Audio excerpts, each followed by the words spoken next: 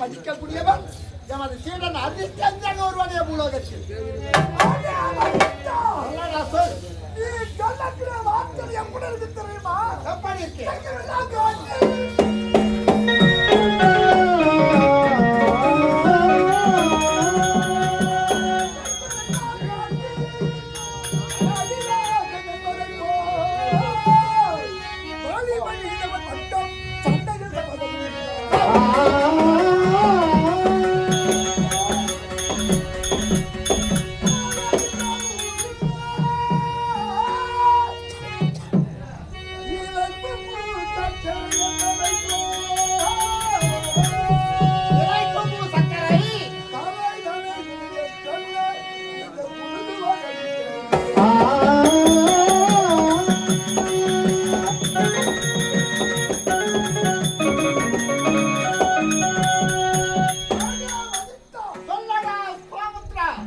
நீ சொல்லக்கூடிய வார்த்தை எப்படி இருக்கு தெரியுமா? எப்படி இருக்கு? காட்டுக்கு ராஜா யாருடா? சிங்கம். அந்த சிங்கம் இல்லாத நேரம் பார்த்து நரி சொன்னதான் காட்டுக்கே ராஜா நான் தான். நரி ராஜா அதனால் காட்டுக்கு சிங்கம் தான் ராஜாவா இருக்கும். அதை போல தான் இருக்குது இவன் சொல்ற வாட்சியம். ஒருவன் ஆளே இல்லாத ஊர்ல போய் இந்த இலப்பல் பூ எடுத்துட்டு போய் சக்கரை வித்தாங்களாம். அப்படி அல்லவா இருக்கு சொல்ற.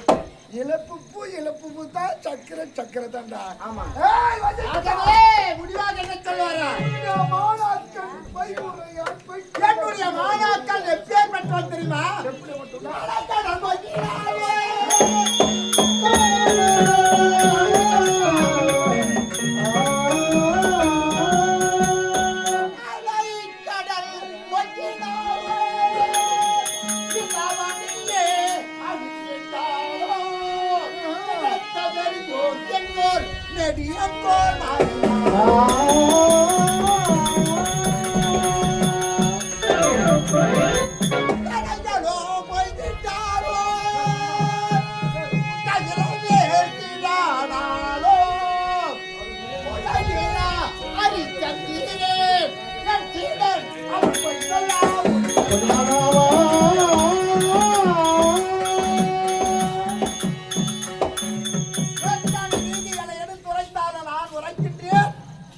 எமது சீடன் ஹரிச்சந்திரன் பொய்சொல்லா புனிதன், பொய் உரையான், பொய்சொல்லா புனிதன், தன்னுடைய மனதில் இருக்க மட்டும் இல்லை என்று வருவோருக்கு அள்ளி அள்ளி கொடுக்கக்கூடிய பல்லல் குணம் படித்தவன் எமது சீடன் ஹரிச்சந்திரன்.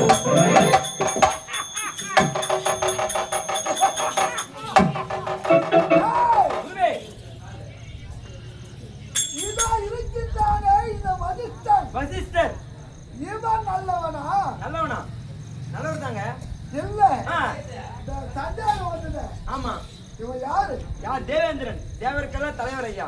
33 தேவருக்கெல்லாம் தலைவன் இவன். தலைவர் தலைவனுக்கு சந்தேகம் வரலாமா? மற்றவர்களுக்கு சந்தேகம் வந்தா தலைவன் வந்து கேட்டு வெளிக்கிட்டு போலாம் சந்தேகத்தை. ஆமா. ஆனா தலைவனுக்கே சந்தேகம்னா மற்றவர் ஏன் கேட்க வேண்டும்? ஏன் கேட்க முடியும்? ஆமாங்க. ஏன் இவனுக்கு சந்தேகம் வந்தது? ஏன் இவனுக்கு சந்தேகம்? நல்லவரா? இவனுக்கு குணம் நல்ல குணமா? எப்படிங்க? இவன் யார்? எப்படி மற்றவன்? அனைத்து எமக்கு தெரியும். அனைத்து உங்களுக்கு தெரியும். ஆமா. யாருங்க அவரு? ஒரு நேரத்திலே தேவர்களும் அரக்கர்களும் அமர்ந்து கிடக்கின்ற போது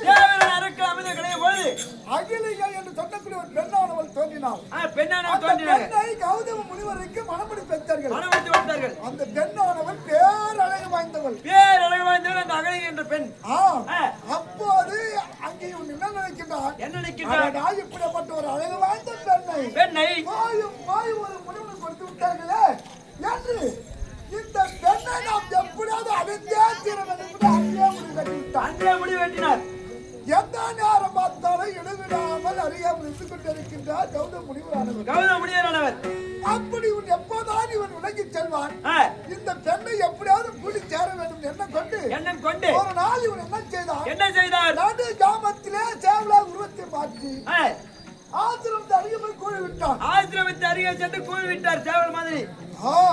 அப்படி கூழி உடனே கௌதம முனிவர் என்ன செய்தார்? தானமரம் முடிக்க வேண்டுமே, விடுகாலம் ஆகிவிட்டது என்று விரிவாக எழுந்து தானமரம் முடிப்பதற்காக கங்கை கரைக்கு போகிறார். அவர் சென்றது இவன் பார்த்து விட்டான். அந்த கௌதம முனிவரானவர் எப்படி இருக்கின்றாரோ அதே போன்று தன் உருவத்தை மாற்றிக் கொண்டார். எப்படி இருக்கிறாரு? கௌதம முனிவர் மேல மாற்றினாரு. இவன் ஆதரத்தில் உள்ள நோய் விட்டான். கௌதம முனிவர் வேகமாக சென்றார். கங்கை சென்று பார்த்தால் ஆழ்ந்த நித்திரையில் இருக்கின்றார். அப்படி இருக்கின்ற வேலையை பார்த்தால் என்னடா இது சேவலாகி கூழ் விட்டது, கங்கையான நித்திரையில் இருக்கின்றாலே என்ன காரணம்? ஞானத்தால் பார்க்கின்றார். வேலையிலே இங்கு நடந்தது அனைத்தும் அறிந்து கொண்டார் கௌதம முனிவர். சண்டாளன் இப்படிப்பட்ட சத்தியத்தில் விரிவாக ஓடி வருகிறார். ஆசிரமத்தில் வருகிறார். அப்படி வருவதை இவன் அறிந்து என்ன செய்தார்? ஒரு பூனையாக உருவத்தை மாறி குறிக்க ஓடினார். முனிவருக்கு தெரியாத ஓடுவது எவன்? தேவேந்திரா எப்படி மட்டவன் தேவரைக்கு தலைவன். தலைவனே இப்படி ஒரு தகாத வேலை செய்தார். மற்றவர்கள் செய்வது கேட்க வேண்டும்.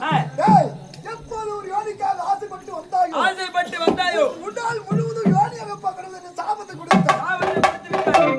சாபத்தை பெற்றவன் உடல் முழுவதும் யோனியாக மாறிவிட்டது. தேவலோகம் போக முடியுமா? போக முடியாது சாமி. குற்றத்தை உணர்ந்தான். ஓடி சென்று பாயத்தை பிடித்துக் கொண்டார். சுவாமி ஏதோ பெண்ண ஆச்சாரி இப்படி செய்து விட்டு தவறு மன்னிங்கள், இந்த சாபத்தின் கொடுங்கள் என்று பாயத்தை பிடித்து மன்றாடுகின்றார். இவனுக்கு வேண்டி எல்லாம் விட்டாலும் தேவர்களுக்காக வேண்டி இவன் இருக்க நினைத்து சாபத்துக்கு மட்டும் கொடுத்தார். என்ன கொடுத்தார்? தேவேந்திரா, இது உன் கண்களுக்கு மட்டும் யோனியாக தெரியும். மற்றவர் கண்களுக்கெல்லாம் கண்ணாக தெரியும் போலான்னு அப்படி என்று உரைத்து விட்டார். அன்று முதல் இன்று வரை உனக்கு கண்ணா இருந்து பேர் வந்தது. செய்த வேலை தெரிய மாட்டேங்கிறான். அப்படி மற்றவன் இவன் யோகியா இருந்தானே சந்தேகம். தேவலோகத்தை விடு, பூலோகத்திலே போய் சொன்னா புனிதன் தன்னுடைய தாரம் இருக்க மற்ற பெண்களை பார்த்தா தாயாகவும் தமைக்காகவும் நினைக்கின்றவன் எவனும் ஒருவர் உண்டோ? எனக்கு இவன் புத்தி சரியா தானே? தேவலோகத்தில் இருக்கக்கூடிய புத்தியே சரியில்லை. நம்மள மாதிரி அவன் பூலோகத்தில் இருக்கின்றானா? சந்தேகம் வந்து விட்டது. இவன் நிலை இப்படி அதோ இருக்கின்றானே. அதற்கு விளக்கம் சொல்றேன். குலகுருவா அவன் நல்லவனா? அவர் நல்லவர் இல்லைங்களா? அவர் நல்லவர் கிடையாது. அவர் எப்படிப்பட்ட பெண்ணுடைய குணமனத்தை ஒண்ணுதான் தெரியுமா? எப்படிங்க? இவன் சதா காலமும் எப்பொழுதும் எல்லா வல்ல இருட உலகிலே பரம்பரையை நினைத்து வருகிறான். எதற்காக? எப்போது ஒரு அருள் கிடைக்கும் நமக்கு முக்கியமாக நினைத்துக் கொண்டு வருகிறான். இவன் பூஜை செய்கின்ற போது ஒரு நாள் ஓடி வந்தால் சிவபெருமான் காட்சியளித்தார். இவன் கேட்கின்றார். அப்பா உனக்கு என்ன வர வேண்டும் கேள் தருகிறேன் உரைத்தார். இவன் என்ன சொன்னா, சுவாமி வரமெல்லாம் கொண்டு வேண்டாம், என்னை கிட்டினால் போதும், திருப்பாதில் முத்தி மாற்றி கொடுக்கும் சாமி என்று கேட்டார். அதற்கு அவர் உரைத்தார், உன்னை என் பதவிக்கு ஏற்றுக்கொள்ள வேண்டும் என்றால் நீ என்ன செய்ய வேண்டும்? என்ன செய்ய வேண்டும்? 1000 பொய் சொன்னவளாக இருக்க வேண்டும். 1000 பொய் சொன்னவளாக இருக்க வேண்டும். 1000 பேர் அந்த பெண்ணானவள் சேர்ந்திருக்க வேண்டும். 1000 பேர் அந்த பெண் சேர்ந்திருக்கணும். அப்படியாப்பட்டவளை பார்த்து நீ அவளுடன் சேர்ந்து வந்தால் உனக்கு புத்தி மச்சம் அளிக்கின்றேன் என்று உரைத்து விட்டு அவர் போய்விட்டார். என்று உரைத்து விட்டு சிவபெருமான் மறைஞ்சிட்டார். வேதனையோடு கிரகித்து வருகின்றார். என்னடா இது? ஆண்டவனத்தில் வேண்டி கேட்டோம், புத்தி மச்சம் இப்படி உரைத்து விட்டாரே, என்னாச்சு நினைத்து மனசோரோட வீட்டுக்கு சென்றான். சென்ற உடனே தன்னுடைய மனைவி பெயர் சண்டிகை. அந்த சண்டிகையான வள்ளி ஒரு இருக்கின்றார் கிரகத்திலே ஓடி வந்தான். ஆண்டவனை குறித்து வருகின்ற பொழுது முகம் மகிழ்ச்சியாக இருக்குமே, இன்று ஏன் சோர்வாக இருக்கிற முகம் என்று அவருடைய மனைவி கேட்டாங்க. சிவபெருமான் உரைத்ததை அப்படியே சொன்னோம். மனைவி எடுத்த அதுக்கு அவள் சிரிக்கின்றாள். தன்னுடைய கருத்திலே ஒரு கை குழந்தை இருக்கின்றது. அப்போது என்ன செய்ய இதுக்கு மன வருத்தப்படுறீங்க, இந்த குழந்தை பிடிங்க அப்படின்னு குழந்தைய கரத்தை கொடுத்து விட்டார். சாமி இது வரைக்கும் நான் 999 பேர் சேர்ந்துட்டேன். 1000 பேருக்கு ஒரு ஆள் தான் பாக்கி இருக்குது. அவர் பண்ண சேர்ந்துட்டு வந்துடுறேன். இவருக்கு என்ன சேருக்கு நீ போய் முச்சி போச்சு சொல்றேன். அப்போதான் உணர்கின்றார். இப்படிப்பட்ட பெண்ணிடமாய் தினங்களாக முடிவுலைக்கும் முடிவனாக இருந்து நான் குடும்பம் நோக்கி வந்தேனே, இந்த பாவத்தை நான் எங்க போய் சேர்ந்து தொலைப்பேன். இவளுடன் நான் வாழ்ந்து அதற்காக ஆண்டவன் இப்படி ஒரு சோதனை செய்தாரா அப்படின்னு வாழ்க்கை வெறுத்தார். போய்விட்டான் சன்னியாசன். ஆமாங்க போகிறான். போகணும் சொன்னாங்க, போகவில்லை. குடாங்களை எடுத்து மூட்டியாக கட்டிக்கொண்டு போட்டு போறான். போட்டு போய் பெண்களுக்கு கொடுக்கின்றான். இதை கொஞ்சம் கல்லையா வறுத்து கொடுங்க. குழாங்கள் சின்ன கேளுங்க. ஆமாங்க இது கல்லையா வறுத்து, இது ஒரு கல்லையா வறுத்து கொடுங்க கேட்டா கல்லையா வறுத்து சொல்றேன் வர முடியாது. உங்களுக்கு பைத்தியமாயா இந்த கல்லை வறுத்து சொல்றாயே அப்படி என்று அனைவரும் ஏற்றி விட்டார்கள். ஆனா அதுல ஒரு பெண்ணை அதை வாங்கி கல்லையாக வறுத்து கொடுத்தாங்க. அவள் யார்? அந்த பெண் யார் சாமி? எப்படிப்பட்டவள்? அருந்ததியானவர். ஆமா ஏழான ஜாதிக்கெல்லாம் கீழான ஜாதி உழைப்பார்கள். குலத்திலே பிறந்த பெண்ணானவள் அருந்ததி பெண்ணானவள் அந்த கல்லை வாங்கினா அந்த கூழாங்கல்லை வாங்கி கல்லையை வறுத்து கொடுத்துட்டாங்க. ஆமாங்க உன்னை போல் பெத்தனி பெண் உலகத்தில் ஒருவரும் கிடையாது. உன்னை தான் மணக்க வேண்டும் என்ன கொண்டிருக்கிற திருமணம் முடிந்தது இருவருக்கும். இப்போதும் திருமணம் முடிந்த உடனே அனைவரும் கையெழுத்து வணங்கக்கூடிய ஒரு ஆள் யார் தெரியுதா? அருந்ததி. அந்த பெண்ணை மனைவி தான் வணங்குறாங்க. ஆமாங்க அந்த சண்டைக்கு என்ன சாபம் கொடுத்தான்? கல்லாக போகணும். அவளை காலில் போட்டு மிதிப்பாங்க. ஆமா அந்த அம்மா கையில் ஒரு பெண்ணாக பிறந்து விட்டால் இதை போல் பத்தினியாக வாழ வேண்டும் உலகத்தில் இதை போல் சதிகாரம் இருக்கிற மிதிப்பார்கள், அவர் துதிப்பார்கள். இவன் குடும்பம் அப்படி அவன் நல்லவனா? அவன் நல்லவனா இருந்தால் ஒரு குடும்பத்துல ஒரு பெண்ணானவள் எங்கே போகின்றால் எங்கே ஒரு ஆடவன் கண்காணிக்க வேண்டும். விட்டு விட்டால் இன்னமே வந்துவிடும். இவன் சரி கிடையாது.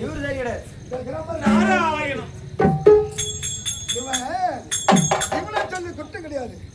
நல்லவனுக்கு பிள்ளையாக பிறந்திருந்தால் நல்ல புத்தி இருக்கும். இவன் யாருக்கு பிறந்தவன்? யாருக்கு பிறந்தா? ஒரு கைதிக்கு பிறந்தவன். ஆமாண்டா.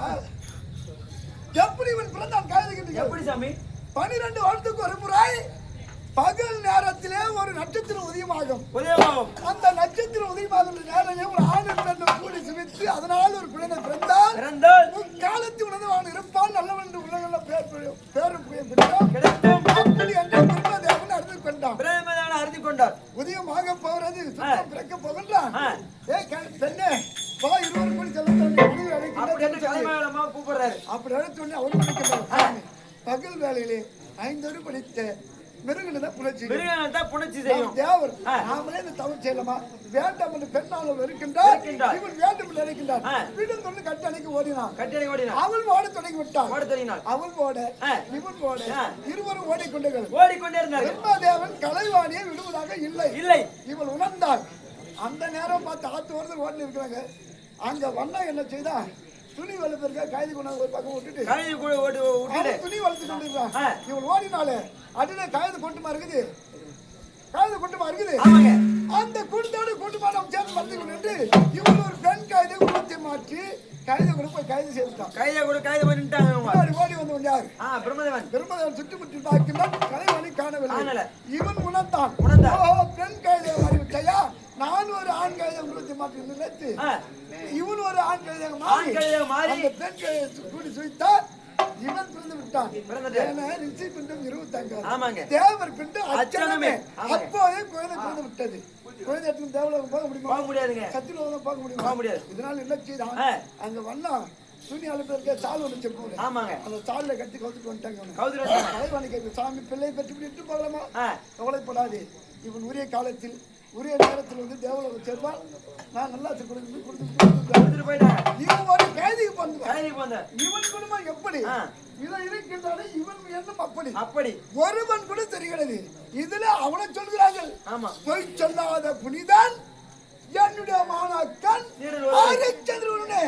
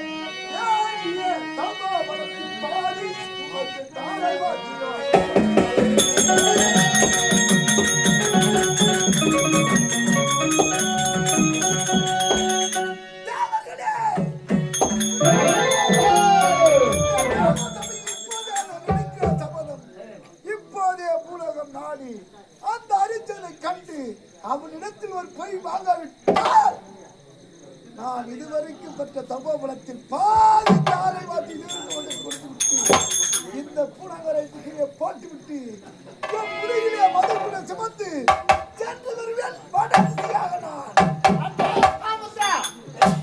அப்படிதான் பூலோகம் சென்று எமது மாணாக்கனை கண்டு எமது மாணாக்கனிடத்தில் ஒரே ஒரு பொய் வாங்கி வந்து விட்டார்.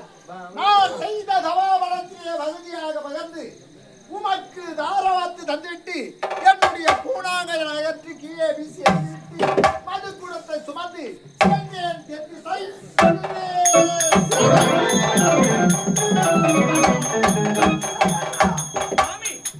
நான் அரிச்சனை கண்டு ஒரு பொய் வாங்கு வரை இந்த வதத்திற்கு போ விலகிட்டு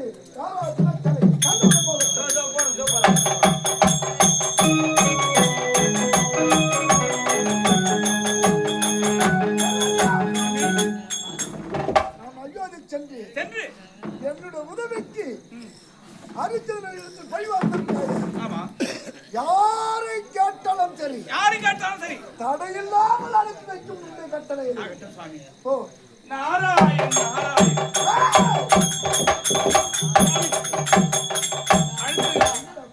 என் வந்த வேலை முடிந்துவிட்டு புறப்பட்டு விட்டேன். உன்னுடைய வேலை கணக்காக முடித்து விட்டேன் செய்வா. இவன் சொல்லுகின்ற வார்த்தை என்றால் கவனித்தீர்களா? எல்லாம் அறிந்தவர், எல்லாம் தெரிந்த மகன், அனைத்தும் கற்றுணர்ந்தவர், அறியாமல் இருக்கின்ற போது ஏன் கவலைப்படுகிறது என்றால் இதோ இருக்கின்றார் இதோ இருக்கின்ற எம்மை காட்டி நாம் சொல்கின்ற போது முடிவுற அந்த வதிஷ்ட கட்டையும் குலகுரு அல்லவா என்னை காட்டியவன் என்னை காட்டாமல் அங்கே சொல்லுதான் சுமந்திருப்பேன். என் சின்னத்தை தூண்டி விட்டு யாரு? இது இருக்கின்றான் இவன் ஒருவன். நான் பூலோகம் விட்டு நகர கூட வருகிறேன்.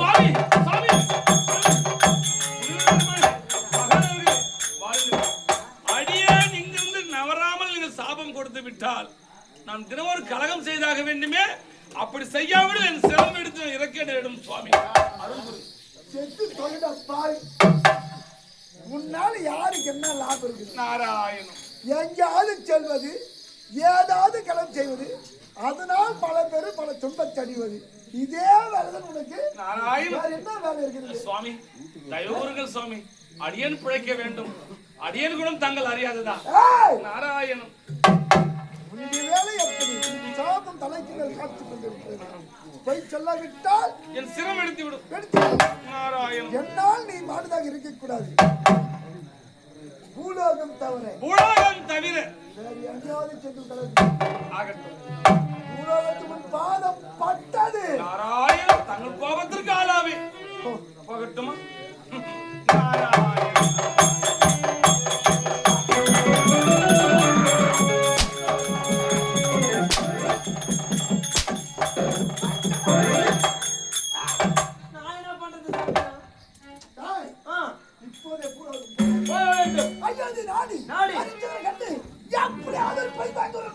அழுகுற